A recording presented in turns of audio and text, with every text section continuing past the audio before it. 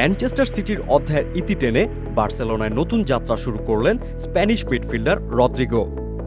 ৩০ বছর বয়সী এই তারকা বার্সায় আনুষ্ঠানিকভাবে যোগ দেওয়ার পর এটিকে ক্যারিয়ারের গুরুত্বপূর্ণ নতুন অধ্যায় হিসেবে বর্ণনা করেন।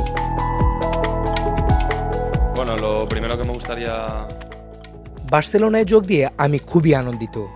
আজকের দিনটি আমার শুভাকাঙ্ক্ষী ও পরিবারের জন্যও দিনটি বিশেষ, কারণ আমার ক্যারিয়ারের এটি অত্যন্ত গুরুত্বপূর্ণ অধ্যায়।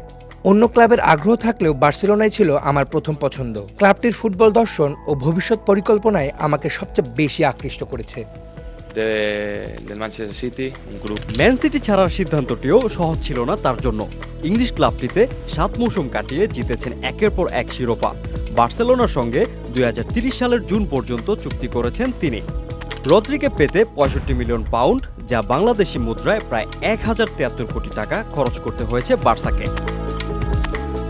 শুধু বর্তমান সাফল্য নয়, ভবিষ্যতের সম্ভাবনাও তাকে টেনেছে কাতালান ক্লাবটিতে। ম্যানচেস্টার সিটি ছাড়ার সিদ্ধান্তটি খুবই কঠিন ছিল। ক্লাবটি আমাকে সবকিছু দিয়েছে, সেখানে আমি এতগুলো বছর অত্যন্ত আনন্দে কাটিয়েছি। বার্সেলোনায় আসার কারণ শুধু বর্তমান নয়, ভবিষ্যতের সম্ভাবনাও আমাকে ডাকছে। বার্সেলোনায় আমি আরও উন্নত করার আকাঙ্ক্ষা ধরে রাখার প্রাণপণ চেষ্টা করব।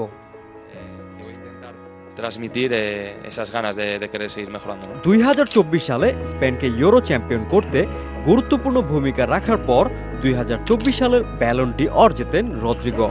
ম্যান সিটির সাফল্যময় অধ্যায় শেষ।